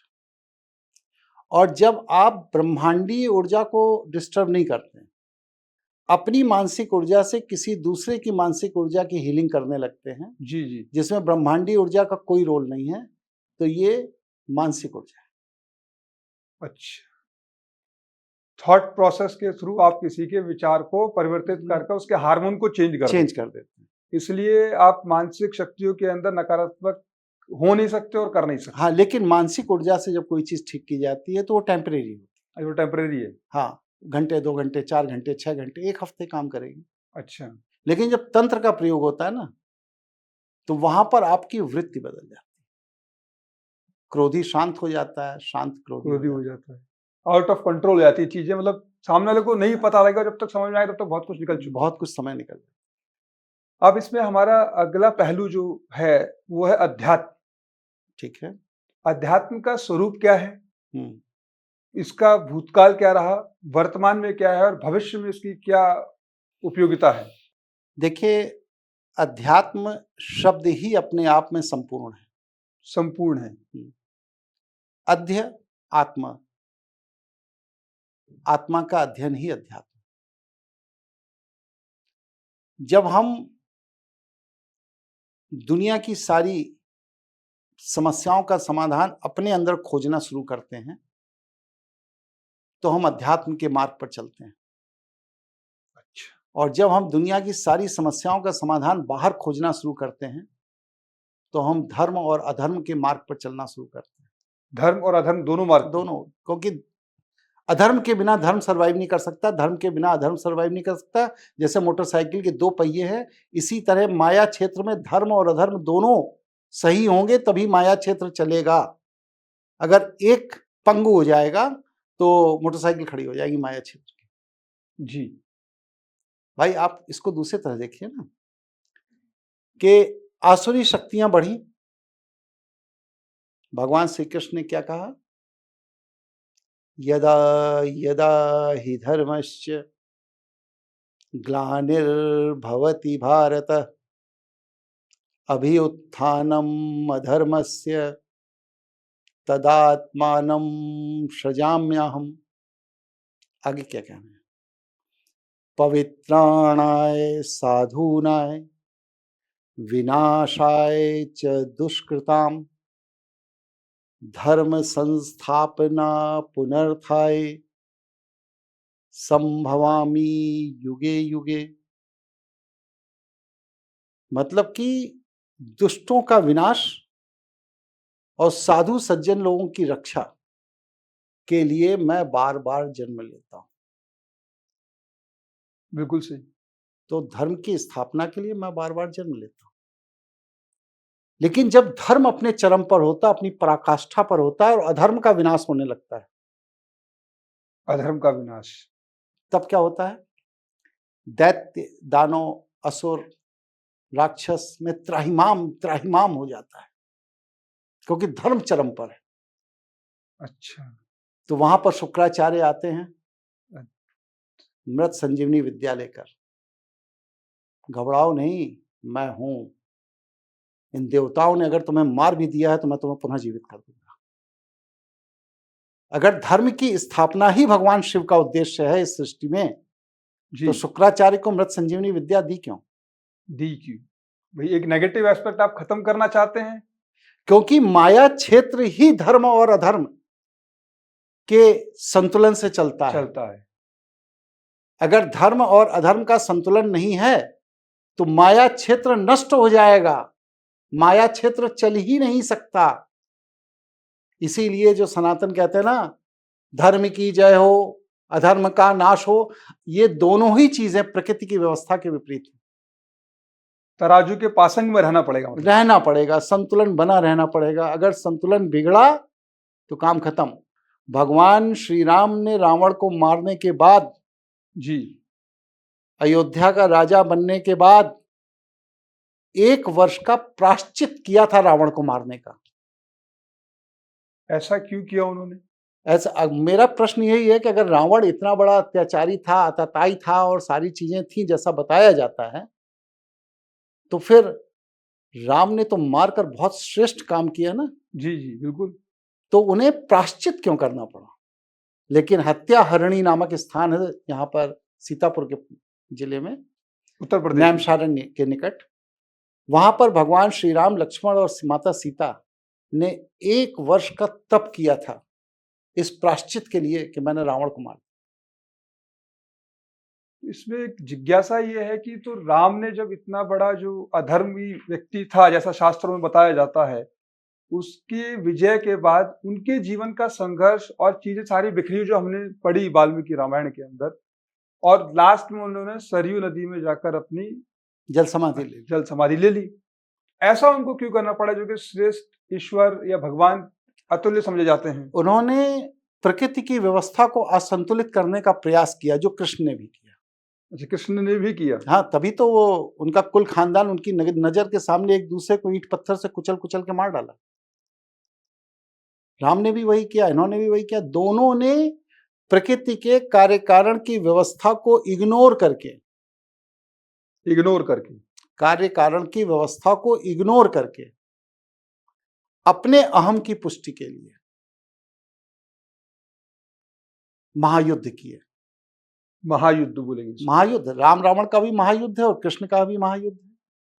महायुद्ध किए और उसी का वही परिणाम हुआ कि राम को भी सरजू में जल समाधि लेनी पड़ी और कृष्ण के कुल खानदान उन्हीं की नजर के सामने, जिस कुल खानदान के लिए उन्होंने इतना बड़ा षड्यंत्र रचा कि कुरुवंश पर हमारा व्यक्ति बैठे, कुरुवंश की गद्दी पर हमारा व्यक्ति बैठे, इसके लिए कृष्ण ने जो षड्यंत्र रचा, जिसके लिए महाभारत हुई, वो उद्देश्य पाने के बाद जिस यदुवंश को संपन्न बनाने के लिए कृष्ण ने प्रयोजन रचे थे, उसी यदुवंश के एक एक व्यक्ति ने एक दूसरे व्यक्ति को ईंट पत्थर से कुचल के कृष्ण के सामने ही मार डाला और कृष्ण चिल्लाते रह गए, रुक जाओ रुक जाओ रुक जाओ, और कोई नहीं रुका। तो एक कार्य कारण की व्यवस्था को जो भी शक्ति इग्नोर करके माया क्षेत्र में अपने वर्चस्व को कायम करने का प्रयास करेगी, कार्य कारण की व्यवस्था उसे कभी माफ नहीं करेगी, चाहे वो भगवान ही क्यों। जैसा कि हमने अध्यात्म में सुना है कि सब कुछ परित्याग कर दो, हमें बताया जाता आप दान कर दीजिए, अपना क्या लेके आए थे, क्या लेके जाएंगे। तो आप अध्यात्म का क्या स्वरूप है जो ये त्याग की बात करते हैं? लेकिन यहाँ देखा आपने बताया कि राम है, कृष्ण है, जिन्होंने अपने साम्राज्य चीजों को स्थापित करने के लिए अध्यात्म का सहारा लेके पूरा सर्वनाश कर दिया। तो अध्यात्म का असली पहलू क्या है? थोड़ा इस पे गुरुदेव आप प्रकाश डालिए। अध्यात्म का सीधा सीधा अर्थ समझ लीजिए कि अपनी आत्म ऊर्जा का अध्ययन। अपनी आत्मा। हाँ, आखिरकार मैं इस पृथ्वी पर आया हूं तो मेरे आने के लिए कोई मेरी कामना, कोई मेरी वासना, कोई मेरी इच्छा कहीं अपूर्ण रही ना, जिसकी पूर्ति के लिए मैं आया हूं। जी तो जब मैं आ गया तो फिर हमें ये पता नहीं है ना कि मैं किस कामना वासना की पूर्ति के लिए आया। जी जी भाई मैं यहाँ पर पढ़ करके, एक अच्छी नौकरी करके या एक अच्छा व्यवसाय करके, एक लड़की से शादी करके 2 बच्चा पैदा करने के लिए तो नहीं आया। अच्छा उद्देश्य तो कुछ और रहा होगा ना इस सृष्टि में आने का। अब प्रश्न ये है कि जब हम अध्यात्म पर चले ही नहीं तो वो उद्देश्य मेरा विफल हो गया। विफल हो गया। अब क्या है कि उस उद्देश्य की पूर्ति के लिए हमें फिर जन्म लेना होगा, फिर जन्म लेना, फिर जन्म लेना, और तब तक जन्म लेना होगा जब तक हम उस उद्देश्य की पूर्ति प्राप्त नहीं करें।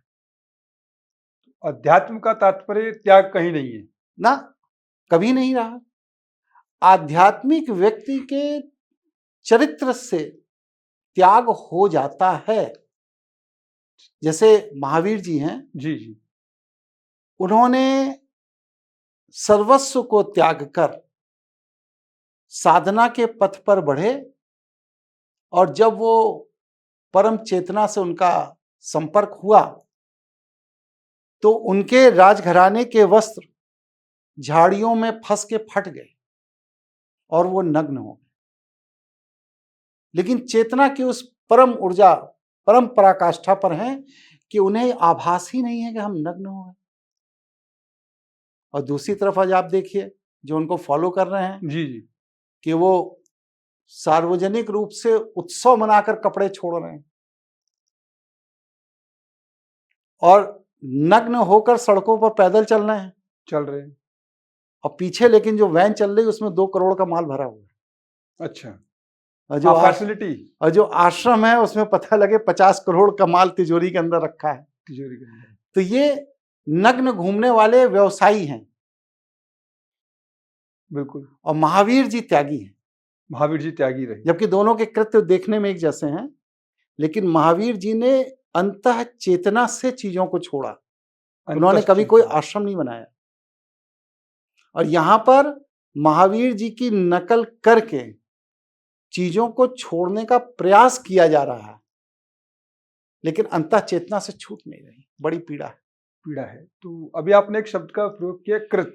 2 अलग अलग कृत किए गए लोग। आज जैसा हम देखते हैं समाज में बहुत मंदिर हैं और मठ हैं जो प्रांगण बनाए गए हैं इस साधना स्तर के लिए। इनमें एक कोटे बना दिए गए हैं, एक वीआईपी लाइन है, एक ये है, एक अलग अलग कैटेगरीज बना दी गई। क्या ये ईश्वर की व्यवस्था है? ये जो लोग वीआईपी बना दिए गए, ये प्रोविजन क्या है इनका? दूसरा इसी में एक मेरा क्वेश्चन और है साथ में, प्रश्न आपके साथ, कि आध्यात्मिक गुरु जितने भी हैं, अभी आप जैसे अपने महावीर जी का उदाहरण दिया, तो बाकी आज समाज में देखने को नहीं मिलता कि कोई आध्यात्मिक गुरु, आचार्य, ऋषि, मुनि, महर्षि जो भी हैं, टीचर कह रही, ये समाज में आके लोगों के साथ संवाद क्यों नहीं करते? एक बैरियर उन्होंने अपने पास लगा रखा है। आप यहां तक सीमित हैं, ये क्या है और क्यों है? आपके पहले प्रश्न का उत्तर देता हूं। जी मैंने जैसा बताया वो कई पॉडकास्ट में भी कहा है कि आज मठ मंदिर ये धार्मिक व्यावसायिक केंद्र है। धार्मिक व्यवसायिक केंद्र। हाँ, जैसे मैकडोनाल्ड एक रेस्टोरेंट है, जी जी इसी तरह ये सब धार्मिक व्यावसायिक केंद्र हैं, जहां पर एक मरे हुए व्यक्ति की मूर्ति रखकर, जी जो आज से हजारों साल पहले शरीर छोड़ चुका है, जी जी उसको रखकर और उसको मूर्ति को वस्त्र पहनाकर, घंटी बजाकर, पूजा करके, आरती करके समाज का दोहन किया जाता है। और प्रश्न ये है कि जब मरे हुए व्यक्ति की मूर्ति रख करके और आरती घंटी बजाकर आप समाज का दोहन कर रहे हो, तो हमारे जो अपने पूर्वज हैं हम उन्हीं की पूजा अर्चना करने क्या दोष है वैसे? जी। अगर करना ही है हमें किसी मरे हुए व्यक्ति की मूर्ति रख के पूजा, तो हम अपने पूर्वजों की करें जिस वंश क्रम से हम निकल के आए। जी। हमें दूसरे वंश क्रम के व्यक्ति की पूजा करने की क्या जरूरत? क्या जरूरत? ठीक है नहीं। महापुरुषों की स्थापना के पीछे उद्देश्य दूसरा था, लेकिन भक्ति काल के बाद जब भक्ति की दुकान व्यवसायिक प्रतिष्ठानों में बदल गई, तब महापुरुषों को इन भक्ति की दुकान चलाने वालों ने बेच दिया। बेच खाया वो। हाँ, बेच दिया और उनके नाम का व्यवसायीकरण कर दिया। आज आप देखिए, भगवान श्री राम ने भरत के लिए राजपाट छोड़ दिया, जंगल में चले गए, भरत को पता भी नहीं। और भरत कहते हैं नहीं, ये राजपाट तो राम का है जी। मैं जंगल जा रहा हूं, जब भैया आ जाएंगे तब मैं लौट के आऊंगा। लौट के। और उसी राम के जो भक्त हैं वो एक दूसरे को मरवाने के लिए गुंडे हायर कर रहे हैं, कोर्टों में मुकदमे चल रहे हैं। तो जब तुमने राम के चरित्र को अपनाया ही नहीं, तो तुम राम के भक्त कैसे होगे? कैसे? ये विचार का प्रश्न है। अब तक आपसे जितनी चर्चा हुई इसमें मेरा एक प्रश्न और उभर के आया, जिज्ञासा शुरू कि हमारे पास मंदिर है, मठ हैं, बड़े बड़े धर्माचार्य हैं, आज तो कई पीठों का निर्माण और हो चुका है, लेकिन एक जो समाज में देखने को बड़ी कमी लगती है कि कोई भी धर्माचार्य आके मतलब धर्म, हिंदू धर्म के साथ में कहीं पे भी अपना विचार या संवाद नहीं कर रहा है। देखिए, सबसे बड़ी चीज क्या है कि आज हिंदू धर्म के नाम पर जो समाज में प्रचारित है वो दो राजकुमारों की कहानी है। अच्छा। एक राम की जी। और दूसरे कृष्ण की। कृष्ण की। आज हिंदू धर्म का मतलब ही है दो राजकुमारों का जीवन परिचय। जी। जितने भी कथावाचक बड़े बड़े मंचों से राम कथा कर रहे हैं, कृष्ण कथा कर रहे हैं, या जो भी कर रहे हैं, या भागवत कथा कर रहे हैं, नाच रहे हैं, गा रहे हैं, वहां पर आप जाइए, धर्म की चर्चा नहीं होती। नहीं। अब तो फूहड़ डांस होते हैं। नाच। तो जिन्हें आप धर्म कह रहे हैं उनमें राम और कृष्ण का नाम ले करके फूहड़ नाच गाने होते हैं। अच्छा। क्या सनातन धर्म या हिंदू धर्म राम और कृष्ण का जीवन परिचय है बस? इसमें वेदों की चर्चा क्यों नहीं है? वेदांत की चर्चा क्यों नहीं है? 9 दर्शन हैं हमारे जिसमें षड दर्शन स्वीकार्य हैं। जी। उन 9 दर्शनों की चर्चा क्यों नहीं है? 108 उपनिषद हैं, उनके सूत्रों की चर्चा क्यों नहीं है? भाई, हिंदू धर्म तो बहुत विराट है ना, विराट स्वरूप। लेकिन वहां पर सब जगह सब छोड़ दीजिए, बस राम कथा और कृष्ण कथा, घूम घूम के रामचरितमानस का दोहा सुना देंगे और कृष्ण के जीवन परिचय की 4-6 कहानी सुना देंगे। हिंदू राम और कृष्ण नहीं है। नहीं ना, राम और कृष्ण हिंदुत्व का एक अंश है, एक अंश। लेकिन आज उसको रिवर्स कर दिया कथावाचकों ने धन दोहन के लिए। उन्होंने कह दिया राम और कृष्ण ही हिंदू हैं। ना, हिंदू बहुत बड़ा विराट व्यक्तित्व है जिसके 2 नायक हैं, राम और कृष्ण। लेकिन अगर समग्र नायकों का वर्णन किया जाएगा तो इसमें तो इतनी बड़ी फहरिस्त है, इतनी बड़ी लिस्ट है कि आप उसको कभी लिपिबद्ध कर ही नहीं पाओगे। अच्छा। हिंदू धर्म को हिंदू धर्म बनाने में ऋषियों ने, मुनियों ने, मनीषियों ने, चिंतकों ने, विचारकों ने, राजघरानों ने, योद्धाओं ने, राजकुमारों ने इतना बड़ा योगदान दिया है कि उस योगदान की चर्चा कहीं आती ही नहीं। सही बात। आज पुष्यमित्र शुंग की कथा क्यों नहीं सुनाई जाती? ये नाम भी बड़ा एक सुनने में पहली बार मिल रहा है। भाई, हिंदुत्व में आज जो भारत का हिंदुत्व जीवित है, जी, आदिगुरु शंकराचार्य के साथ उनके समतुल्य अगर कोई नाम पाया जाता है तो वो पुष्यमित्र शुंग है, जिन्होंने ग्रीस आक्रांताओं ने जब षड्यंत्र करके मौर्य साम्राज्य के अंतिम राजा बृहद्रथ को अपने कंट्रोल में ले लिया और पूरे के पूरे भारत में ग्रीस संस्कृति को स्थापित करने का प्रयास किया जी, बौद्धों के नाम पर, तब उस समय पुष्यमित्र शुंग ने बृहद्रथ का गर्दन काट दी। अच्छा, कहा यह देश का गद्दार है और स्वयं को राजा घोषित किया और कहा कि कल सुबह जिस व्यक्ति के मस्तक पर टीका नहीं होगा और गंदे पर जनेऊ नहीं होगा उसके सिर कलम कर दिया जाएगा। एक दिन में उन्होंने हिंदू धर्म स्थापित कर दिया, एक दिन में। एक दिन में। तो हमारे यहाँ तो ऐसे ऐसे योद्धा हुए ना। तो आज जो हिंदुत्व है इसमें अगर तुलसीदास हैं, सूरदास हैं, कबीरदास हैं, रहीमदास हैं, रैदास हैं, तो और भी बहुत से दास हैं दास है। जिनकी कोई चर्चा समाज में नहीं है। जी, लेकिन हिंदुत्व की इस विराट भवन में ईंट के रूप में वो भी अपनी भूमिका अदा कर रहे हैं। भूमिका अदा। तो आज हिंदुत्व को राम और कृष्ण की कथा तक सीमित ना रखा जाए। अगर शोध और संस्कार की बात पैदा होती है जी, तो राम और कृष्ण के अलावा भी हजारों ऐसे व्यक्तित्व हैं जिनको हम हिंदुत्व के ईंट के तौर पर इस्तेमाल कर सकते हैं। मेरा इस पे अगला प्रश्न ये है कि धर्म क्या राजनीतिक विषय है? विशुद्ध धर्म तो राजनीति का ही विषय है। धर्म इति धार्यति च धर्म, धर्म समाज को व्यवस्थित तरीके से चलाने के लिए जिन नियमों के समूह को हमने धारण कर लिया वह धर्म है। और समाज को व्यवस्थित तरीके से चलाना तो राजनीति का ही विषय है, राजा का ही विषय है। इसलिए धर्म तो विशुद्ध राजा का विषय है, विशुद्ध राजनीति का विषय है। अध्यात्म व्यक्तिगत विषय है। अध्यात्म किन लोगों के लिए है? इसको थोड़ा सभी डिफाइन के कर- लिए। सभी के लिए। अध्यात्म के बिना आप अपनी आत्म उन्नति नहीं कर सकते। अब एक आपने ऐसे बताया कि राम और कृष्ण जैसे दो आपने उदाहरण दिए, महानायकों के नाम ले लिए। नायकों के नाम दिए। एक हम बड़ी ऊर्जा का नाम सुनते हैं जो है भगवान शिव, जिनकी सृष्टि बनाई हुई है। एक नाम और इनके साथ आता शंकर। तो शिव और शंकर में क्या अंतर है? प्राय लोग एक ही समझते हैं या क्या है इसका प्रारूप? देखिए, शिव जो हैं ये अनादि ऊर्जा है।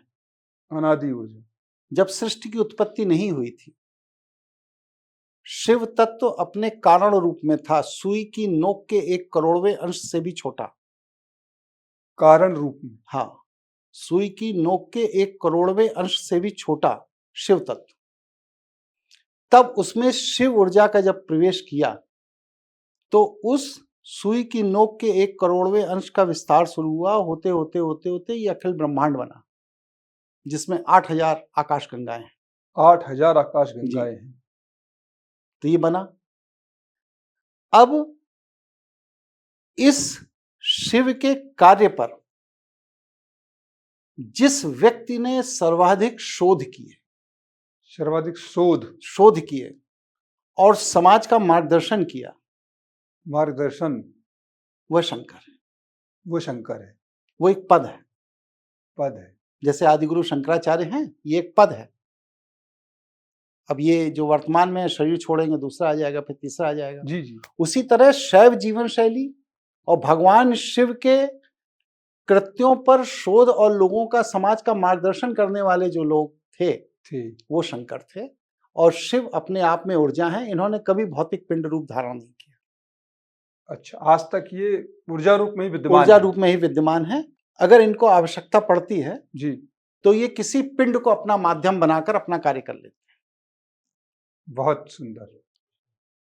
तभी अखिल ब्रह्मांड के महाराज कहे जाते हैं भगवान शिव। इसीलिए, और बाकी जो रहे वो शंकर कहलाएंगे क्योंकि उन्होंने उनका प्रचार प्रसार किया। प्रसार। मतलब शंकर ने अपना जीवन देकर यह बताया कि शिव किस तरह के व्यक्ति को आनंदमयी कर सकते हैं। कर सकते। अब देखिए, विष्णु जी हैं, शेषनाग पे लेटे हुए, ब्रह्मा जी हैं, कमल दल पे बैठे हुए हैं, बैठे हुए हैं। लेकिन शिव कहाँ है? शिव की मूर्ति जो भी मिलेगी या शिव का विग्रह जो भी मिलेगा, शिव नहीं मतलब शंकर का, शंकर का विग्रह या मूर्ति जहाँ कहीं भी मिलेगी, वो चट्टान पर है, वहाँ चटाई भी नहीं पड़ी है, सीधे भूखंड पर बैठे हैं। मतलब उनका मैसेज क्या है समाज के लिए? आडंबर में मत पड़ो, प्रकृति के साथ जुड़े रहो, भूखंड से जुड़े रहो, तभी तुम्हारा सर्वाइवल है, वरना तुम नष्ट हो। तो आपने जितना अनुभव है, पूरी दुनिया को भी देखा है, समझा, आपका एक अपना जीवन है जो कि लोगों के लिए आदर्श है। तो आपने जो समाज का पूरा विकृत स्वरूप देख लिया हर चीज में, ज्योतिष, अध्यात्म, तंत्र। तो आपकी इसमें क्या परियोजना है कि आने वाले जो लोग हैं, जो आपका दर्शन है, उसके लिए आपकी क्या परियोजना है, उस पर प्रकाश डालें? और मेरा अपना ये मत है कि हमारी आने वाली पीढ़ी को एक अच्छे आध्यात्मिक मार्गदर्शन की जरूरत है जी। जो उसे कहीं नहीं मिल रहा है। अच्छा। जो लोग भगवा कपड़ा पहनकर आध्यात्मिक गुरु बने बैठे हैं, वो अपने गुरुकुलों के छात्रों के अलावा समाज के और बच्चों के साथ इंटरेक्ट नहीं होना चाहते। आज कॉन्वेंट का पढ़ा हुआ बच्चा शंकराचार्य से नहीं मिल सकता। वो अच्छा। उनके गुरुकुल के पढ़े बच्चे ही उनसे इंटरेक्ट कर सकते हैं। तो मैं एक ऐसा प्लेटफॉर्म बनाना चाहता हूँ शैव ग्राम के नाम से, जी। जिसपे दुनिया का कोई भी व्यक्ति चला आए, अगर वह अपने आप को बदलने की, अपनी वृत्ति को बदलने की इच्छा रखता है, जी। तो वह वहां आए और अपने जीवन को संवारने का प्रशिक्षण ले, जिसके लिए 108 केंद्र पूरे विश्व में खोले जा रहे हैं और बहुत जल्दी ही एक भौतिक प्रशिक्षण स्थल भी स्थापित हो रहा है। जी। संभवतः इसी वर्ष में हो जाएगा, जिसमें दुनिया का कोई भी व्यक्ति आकर अपनी चेतना की ऊर्जा को विकसित कर सकता है। उस जो आप शैव ग्राम बना रहे हैं, इसके अंदर किस तरह के प्रशिक्षण दिए जाएंगे लोगों को, कि विज्ञान भी समझाया जाएगा? जैसे अवधारणा होती है लोगों की, जाएंगे, बैठेंगे, साधना करेंगे, आ नहीं, जाएंगे, ऐसा नहीं है। कोई ड्रामा नहीं, कोई नौटंकी नहीं। व्यक्ति का शारीरिक, मानसिक, आध्यात्मिक विकास कैसे होगा, वह सिखाया बताया जाएगा। इसके लिए अभी भी हम जो कोर्स चलाते हैं उसका नाम है ब्रह्मास्मि क्रिया योग। जी। तो ब्रह्मास्मि क्रिया योग का व्यवहारिक पक्ष का प्रशिक्षण वहां दिया जाएगा, जिससे आज हजारों लोग लाभान्वित हुए हैं। ये लाभ करोड़ों तक पहुंचाना है। करोड़ों तक पहुंचा। जी। गुरुजी, आपने इतना प्रकाश डाला और चीज़ों में जो भ्रांतियाँ थी, मेरी अपनी जो जिज्ञासा थी, उनको आपने काफ़ी अच्छे तरीके से विस्तार रूप से बताया। आपने अपना समय दिया, इसके लिए मैं आपको बहुत-बहुत धन्यवाद देता हूँ। आपका आशीर्वाद और मार्गदर्शन समाज को प्राप्त हो, वो अपने जीवन का कल्याण करें। इसी के साथ आपको धन्यवाद। मैं भी सुशील जी आपको धन्यवाद देता हूं कि आप बस सिर्फ इस पॉडकास्ट के लिए बॉम्बे से जी।